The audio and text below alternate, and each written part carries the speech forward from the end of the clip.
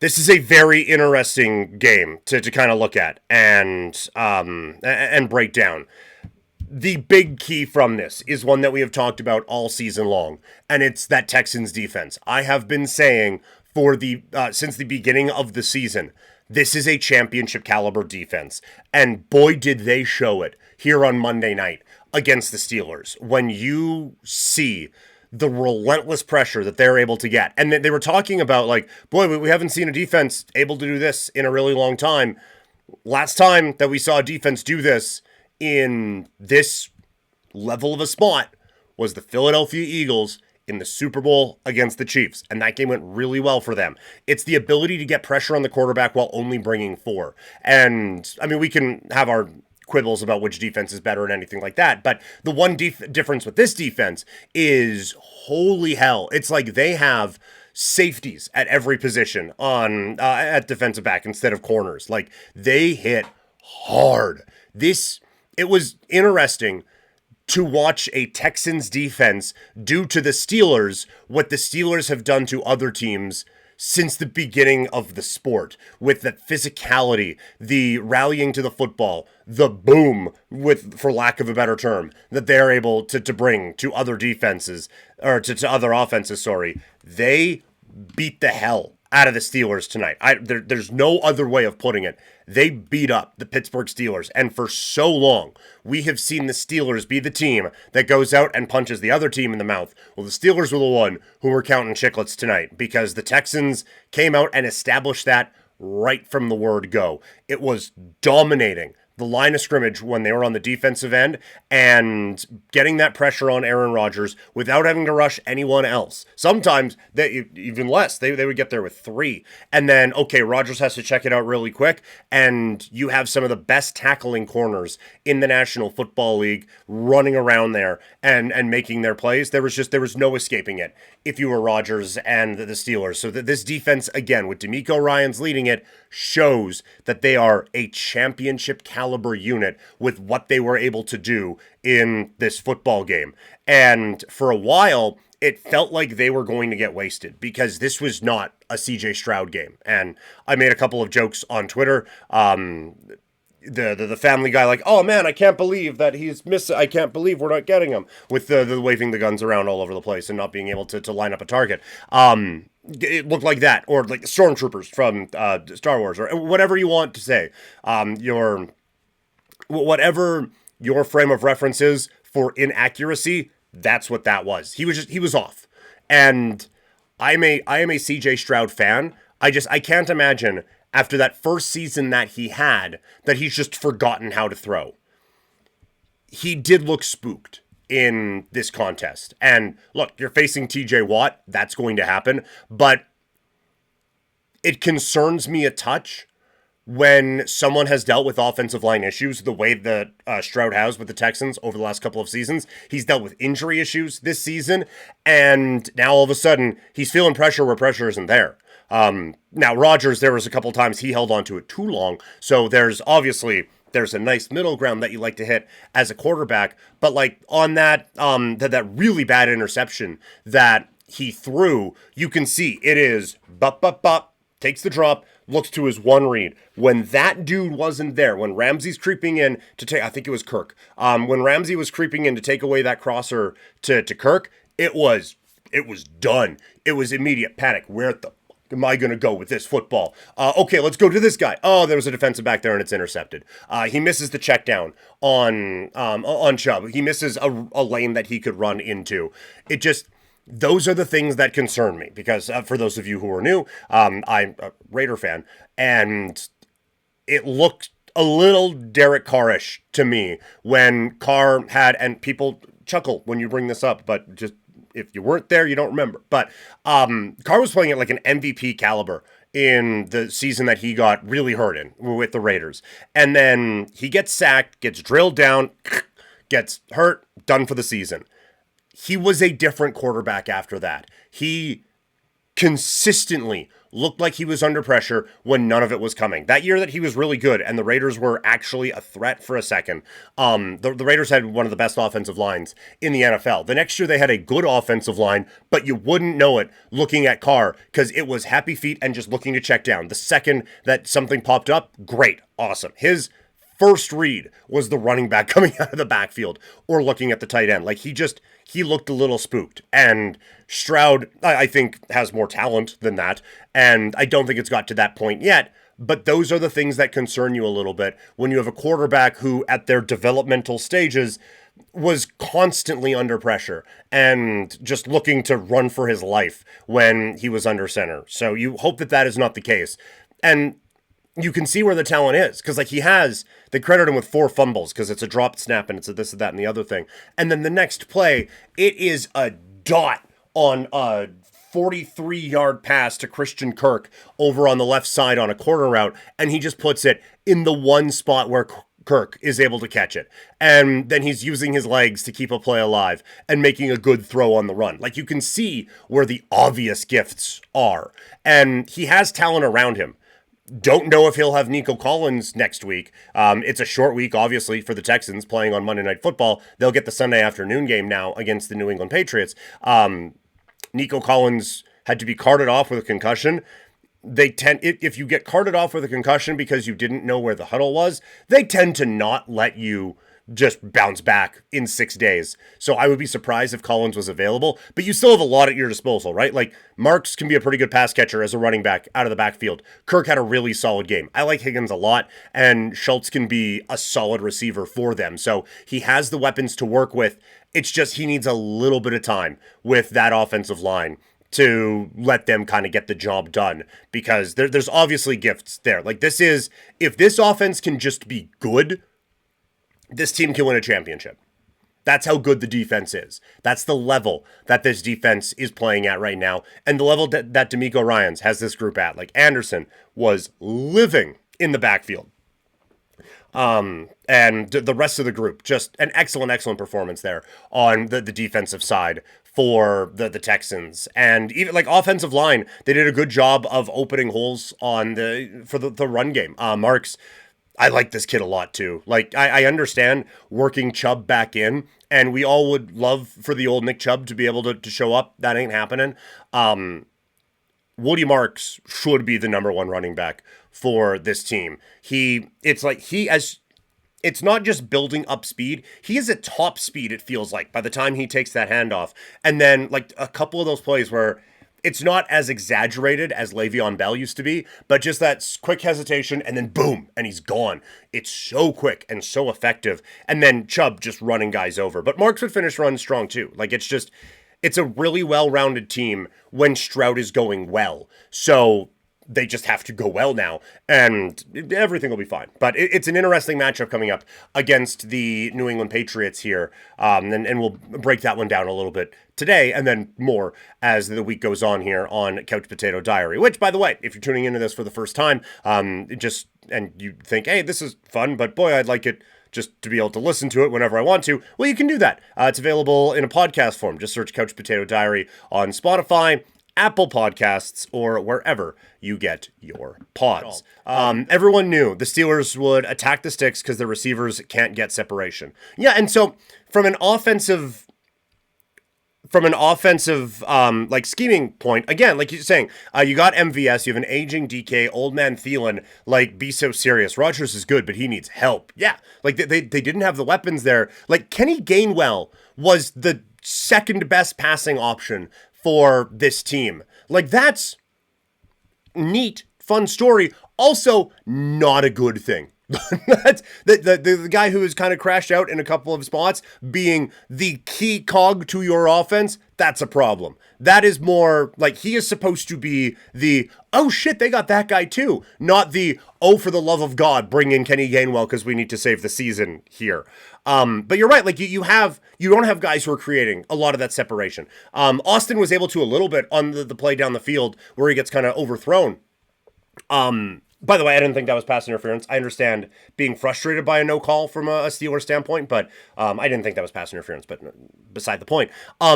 You know that coming in. you have to design something to figure that out, to get around that. And it's not a screen. It's not, okay, we're going to line everyone up and we're going to do this little screen pass and they're all going to bully through and everything is, that's how we're going to win this game. I think, it was the Bears. They had, like, Johnson designed the play where it looked like it was going to be a screen to, I think it was a screen to Burden. He gets set up, turns around, looks like it's going to be a screen. The two receivers are going to block, and then Moore just takes off like a shot. And everyone has committed to, okay, this is going to be the screen, so let's set that there. And Moore's wide open downfield. There wasn't even that. There was zero misdirection in anything this offense was doing. The one thing they did to try to throw them off is that Metcalf was going to run down the seam and Austin was going to run down the left side, and maybe the defender would be thrown off by there being two humans in the same spot and their head would explode. That was literally everything. The only part of the game plan that this team had was that.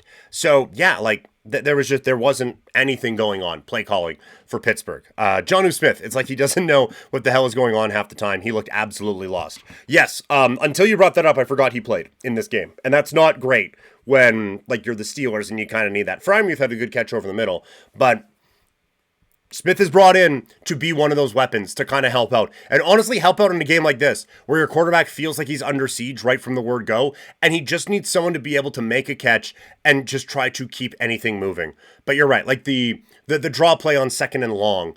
Again, against this defense, you aren't just going to fool them with the traditional, well, they're coming at us really quickly, so we're going to do a screen. That's not going to work. A draw play isn't going to work. Let's say you slip past one of the best front fours in football with a play that was invented in 1923.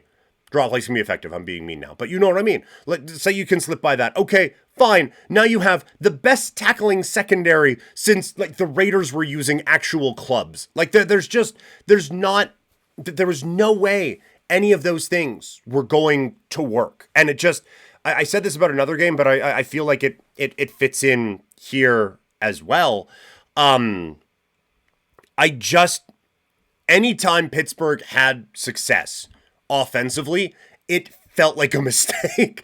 It felt like something, like a dude fell or some kind of just like, oh, they're moving. Okay. Like, it just, at no point did it feel like they had both hands on the steering wheel and they were going okay. It was like, oh, Frymuth caught it. Okay. And yeah, like trying to separate from a linebacker. Like, you're right, there's no separation anywhere on the field.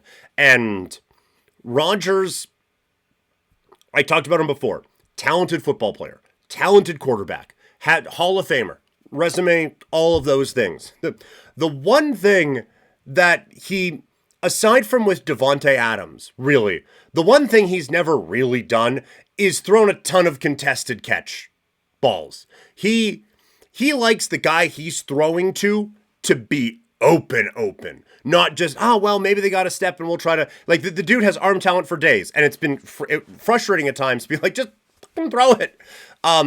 But he likes it when his guys can get open and get that separation. He's not really going to throw a ton of 50-50 balls, which, again, worked for him, Hall of Fame career. But this was, like, the exact wrong roster to build around this dude. And the wrong offensive play caller, and now we've said that in a couple of spots, even though they're the offensive play callers that he himself has been able to bring in. So yeah, Kenny Gainwell, that shouldn't be the big thing that your offense has. Drew also saying the O-line was absolutely horrendous. Danielle Hunter absolutely kicked that tackle's ass, had him seeing ghosts. If Rodgers had at least a tenth of a second, it'd be a different game. Man, that one where Hunter just does, like, the swim move to get past, Fatanu?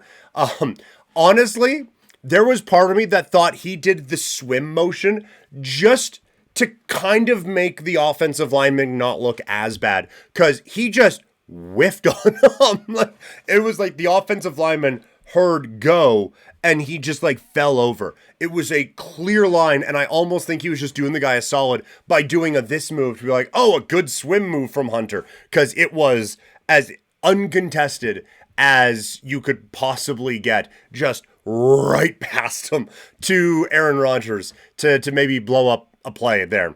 Yeah, like he's incredibly talented. Like he just blew right past him. And those are, to be fair, that defensive front does that to a lot of offensive lines, right? Like there are some buildings that couldn't keep those guys out. That they are really, really good at what they do. But you're right. Like there was even if your guys were getting separation, Rodgers had no time to hit him because it was just 1, 2, 3, shit, and go. And so that's why you would get a lot of the checkdowns because he had no time.